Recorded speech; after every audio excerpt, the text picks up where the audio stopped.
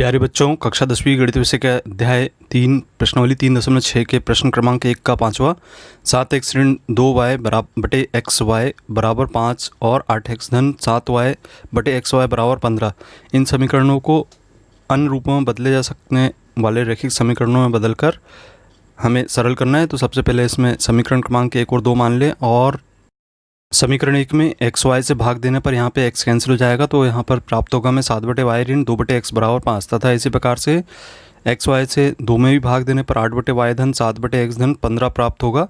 अब हम मान लेते हैं कि 1 बटे एक्स बराबर p है तथा 1 बटे वाई बराबर q है। तो समीकरण का जो स्वरूप है वो इस तरीके से हो जाएगा, यहाँ पे ऋण 2p और धन 7y बराबर 5 समीकरण क्रमांक 3 दे देंगे। और इसी तरीके से दूसरे समीकरण में यहाँ पर 7 बटे एक्स के स्थान पे हम 1 बटे एक्स को p लिखेंगे, तो 7p और धन 8q बराबर 15। ये समीकरण क्रमांक 3 और 4 हम क्रम से ऐसे दे देंगे। यदि हम देखें विलोपन विधि से सरल करने पर तो p वाले हम पदों को कैंसिल कर सकते हैं। पहले समीकरण में 7 का गुणा तथा दूसरे में 2 का गुणा करने पर समीकरण इस प्रकार से होंगे। विलोपन विधि से सरल करने के लिए ऋण 14p धन 49q धन बराबर 35 और इसी तरीके से 14p धन 16q बराबर 30। समीकरण 3 और 4 में हमने क्रम से 7 और 2 का गुणा करके यहाँ पे हम पहले चर राशि है उसको बराबर कर लेते हैं। और यहाँ पे देख रहे हैं हम दोनों के चिन्ह विपरीत है, इसलिए लिखेंगे जोड़ने पर इनको हम कैंसिल कर देंगे।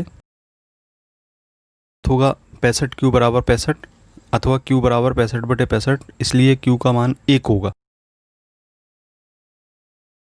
समीकरण क्रमांक 3 में q का मान रखने पर ऋण 2p धन 7q बराबर 5 है।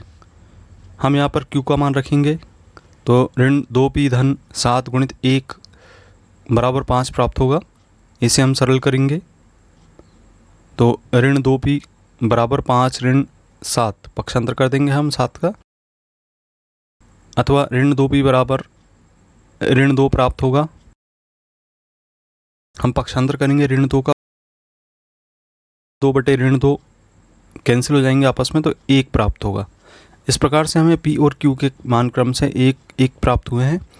अब हम इन मानों को जो माने हमने 1 बटे एक्स बराबर p इसमें रखने पर, तो 1 बटे एक्स बराबर p का मान 1 रखेंगे। इससे तिर्यक गुणा करने पर हमें x का मान 1 प्राप्त होगा। इसी प्रकार से 1 बटे y बराबर q माने हैं, तो q का मान 1 रखने पर y बराबर हमें 1 प्राप्त होगा। तो ये हमारे समीकरणों के हल होंगे जहाँ x बराबर 1 तथा y बराबर 1 है।